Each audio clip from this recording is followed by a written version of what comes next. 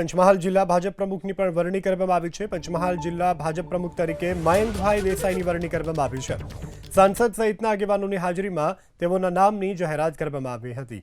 નામની જાહેરાત થતાં તેઓને સન્માનિત કરવામાં આવ્યા હતા અને સૌ કોઈએ તેમને વધાવી લીધા છે। તો પંચમહાલ જિલ્લા ભાજપ પ્રમુખ તરીકે મયંકભાઈ દેસાઈની વરણી કરવામાં આવી છે। સાંસદ સહિતના આગેવાનોની હાજરીમાં તેઓના નામની જાહેરાત કરાઈ હતી।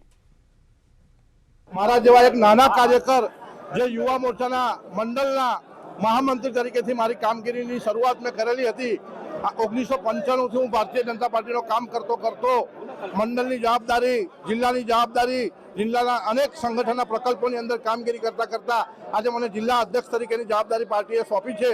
ત્યારે આ ભારતીય જનતા પાર્ટીને એક સાબિત કર્યું બતાવ્યું છે કે ભારતીય જનતા પાર્ટીમાં દરેક નાના કાર્યકર્તાની પસંદગી થાય છે અને દરેક નાના કાર્યકર્તાને ચાન્સ મળે છે।